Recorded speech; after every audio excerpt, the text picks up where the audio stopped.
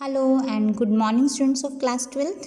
Today in our economics class we are going to start our chapter number 9, rural development, ग्रामीण क्षेत्र में विकास.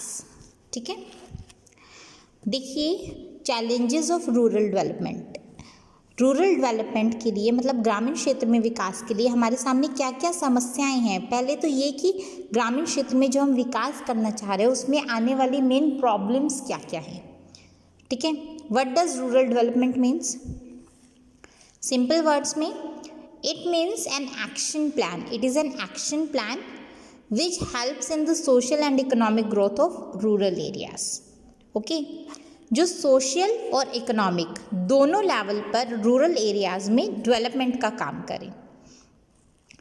अब देखिए जो मेन प्रॉब्लम्स है, लिंगरिंग चैलेंजेस.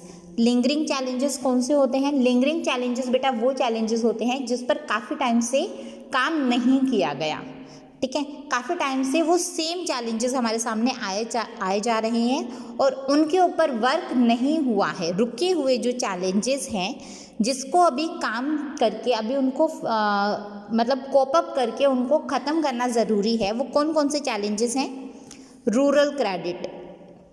आज हम ये वाला टॉपिक करेंगे, चैलेंज ऑफ रूरल क्रेडिट. मतलब ग्रामीण क्षेत्रों में हमें आराम से क्रेडिट नहीं मिल पाता. जो छोटे छोटे फार्मर्स हैं, ठीक है, छोटे छोटे जो बिजनेस यूनिट्स खोलकर बैठे हुए हैं उनको इजीली टर्म्स पर क्रेडिट नहीं मिल पाता.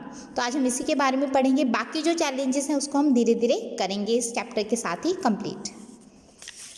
फर्स्ट इज लिंगरिंग चैलेंजेस में चैलेंज ऑफ रूरल क्रेडिट. मतलब जो रूरल एरियाज़ में फार्मर्स हैं उनको इजीली एग्रीकल्चर के लिए अपनी डेवलपमेंट के लिए क्रेडिट नहीं मिल पाता.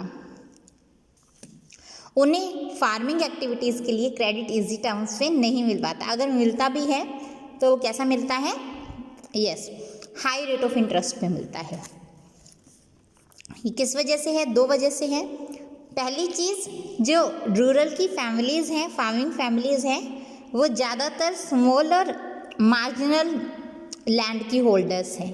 ठीक है, या तो उनके पास छोटी ज़मीनें हैं या फिर उनके पास कुछ हिस्सा ही है ज़मीन का. ऐसे सिचुएशन में उनके पास जो फार्मिंग का मतलब जो प्रोडक्शन होती है वो सिर्फ उनके सब्सिस्टेंस के लिए ही काफ़ी होती है. मतलब वो अपने फैमिली का गुजारा ही कर पाते हैं, इतनी प्रोडक्शन वो कर पाते हैं और फर्दर इन्वेस्टमेंट के लिए उनके पास कुछ बचता ही नहीं है कि जिसको सेल करके वो एक्स्ट्रा इनकम कमा सकें. जब उनके पास एक्स्ट्रा अमाउंट ही नहीं है तो वो आगे नॉर्मल अपनी लाइफ के लिए भी, जीने के लिए भी उनको कैसे मतलब क्रेडिट की ज़रूरत पड़ेगी. गेस्टेशन लैग मतलब किसके बीच में? जब वो बीज लगाते हैं और जब उनकी फसल तैयार होती है तो उसके बीच में काफ़ी ज़्यादा लंबा पीरियड होता है कई बार. तो उस पीरियड के दौरान भी उन्हें जीविका कमाने के लिए मतलब अपनी ज़िंदगी गुजर बसर करने के लिए, दो वक्त का खाना कमाने के लिए भी उन्हें क्या करना पड़ता है? क्रेडिट की नीड पड़ती है. क्रेडिट नीड्स 3 कैटेगरीज में हम डिवाइड कर सकते हैं, short term, medium term and long term. Short term credit needs it is between 6 to 12 months. ये छोटे मोटे खर्चे कंप्लीट करने के लिए किया जाता है, जैसे making payments of electricity bills, ठीक है, फर्टिलाइजर्स खरीदने के लिए, पेस्टिसाइड्स, इंसेक्टिसाइड्स, इन सब के लिए हमें शॉर्ट टर्म क्रेडिट की ज़रूरत पड़ती है.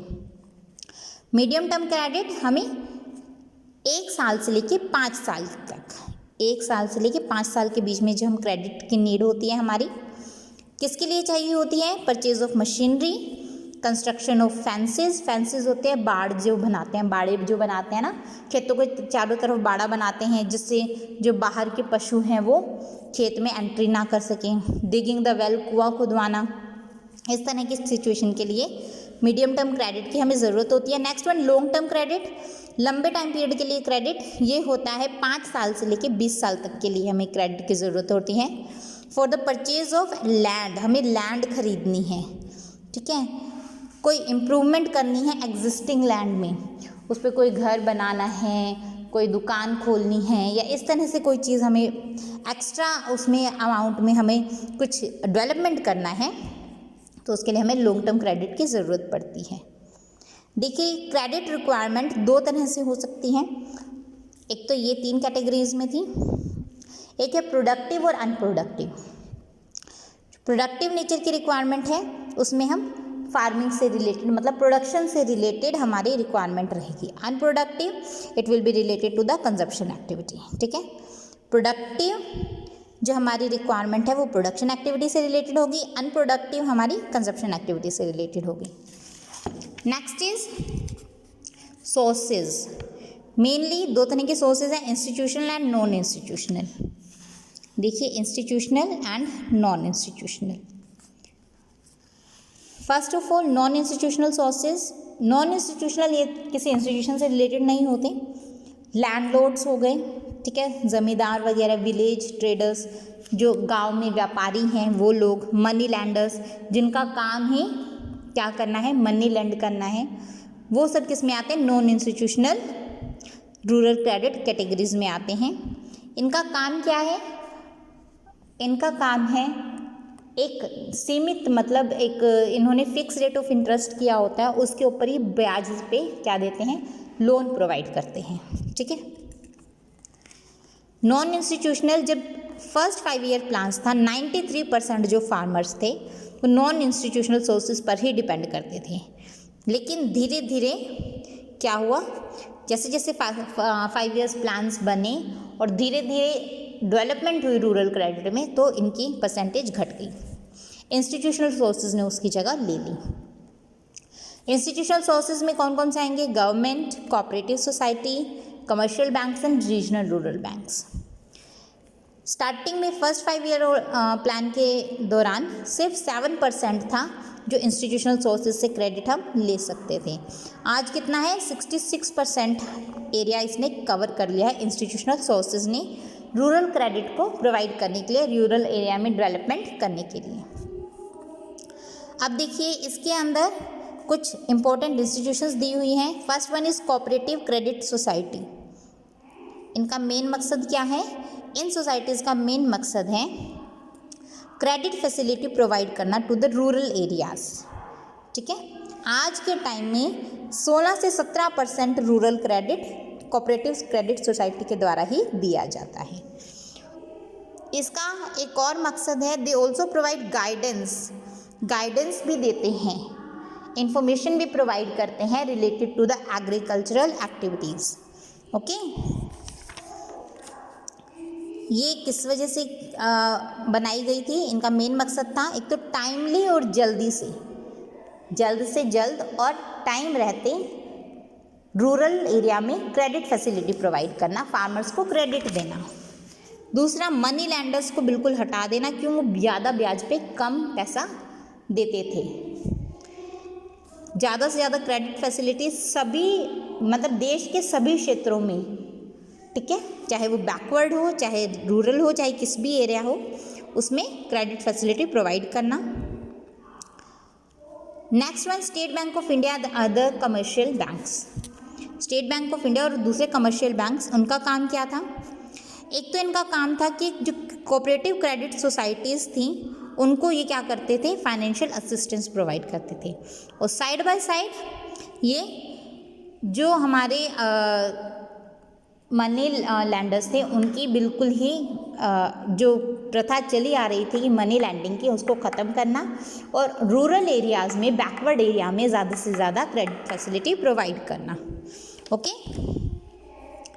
Regional rural banks and land development banks, इनका मेन मकसद क्या था, जो रिमोट रूरल एरियाज़ हैं और बैकवर्ड एरियाज़ हैं उसमें ज़्यादा से ज़्यादा लोन फैसिलिटी प्रोवाइड करना या फिर क्रेडिट फैसिलिटी प्रोवाइड करना फॉर देयर डेवलपमेंट। नाबार्ड है, national bank for agricultural and rural development. ये क्या करता है, इट इज़ एन एपेक्स, और ये क्या है, टॉप की इंस्टीट्यूशन है for handling policies, planning and operations. ये पॉलिसीज़ बनाती है, प्लानिंग करती है और ऑपरेशंस को हैंडल करती है in the field of rural credit. ग्रामीण क्षेत्रों में किस तरह से हमें क्रेडिट पे चीज़ें देनी है या फिर हम कह सकते हैं क्रेडिट फैसिलिटी प्रोवाइड करनी है, लोन वगैरह प्रोवाइड करना है, उन सब के लिए पॉलिसी बनाती है, प्लानिंग करती है और ऑपरेशंस हैंडल करती है कि किस तरीके से क्या काम किया जाए। फंक्शंस क्या है इसके, it serves as an apex funding agency. ये इंस्टीट्यूशंस जो दूसरी इंस्टीट्यूशंस हैं जो क्रेडिट फैसिलिटी प्रोवाइड करती है उसको फंड्स देती हैं,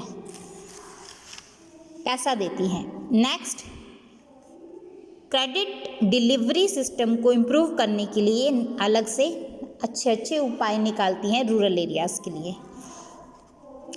रूरल फाइनेंसिंग एक्टिविटीज़ को कोऑर्डिनेट करती है with government of India, state government, reserve bank and other level of financial institutions. Okay, और ये टाइम टू टाइम प्रोजेक्ट्स को देखती रहती है कि उसको किस तरह से फाइनेंस करना है कि ताकि ज़्यादा से ज़्यादा बेहतर तरीके से रूरल एरियाज़ में फाइनेंसिंग और क्रेडिट फैसिलिटी प्रोवाइड करवाई जा सके। Next is rural banking a critical evaluation. Rural banking का एक क्रिटिकल इवैल्यूएशन है। इसके अंदर हम कह सकते हैं कि रूरल बैंकिंग के अंदर जब से हमारे देश का नेशनलाइजेशन हुआ है, मेजर कमर्शियल बैंक्स का नेशनलाइजेशन हुआ है हमारे देश के अंदर 1969 से, तब से एक बहुत अच्छा एक्सपेंशन हुआ है रूरल क्रेडिट के अंदर। काफ़ी ज़्यादा एरिया में रूरल और एग्रीकल्चरल डेवलपमेंट हुई है, लेकिन side by side rural facility में डेवलपमेंट के साथ साथ कुछ एक ऐसी कमियां भी रही हैं जिसकी वजह से आज भी ये वाली जो प्रॉब्लम है पूरी तरह से सॉर्ट आउट नहीं हुई है। आज भी रूरल एरिया में क्रेडिट फैसिलिटी मिलना काफ़ी ज़्यादा मुश्किल है इजी टर्म्स में। क्या क्या उसमें डेफिशिएंसी है? बैंक का जो क्रेडिट है और इंस्टीट्यूशनल क्रेडिट है वो सिक्योरिटी पे बेस्ड है। आपको कुछ ना कुछ सिक्योरिटी के तौर पे रखना पड़ेगा, तब जाके आपको लोन प्रोवाइड किया जाएगा। सिर्फ पॉलिटिकल पॉपुलिज्म है ये, ठीक है। क्यों? क्योंकि गवर्नमेंट है वो ज़्यादातर स्ट्रिक्ट नहीं होती in the recovery of loans. क्यों? लोन दे देंगी बट फिर बाद में लोन वापस नहीं ले पाती। क्यों? फार्मर्स काफ़ी लीनियंट हो जाते हैं कि लोन मिल गया, हमने पैसा यूज़ कर लिया, उसके बाद वो नहीं दे पाते। Apart from commercial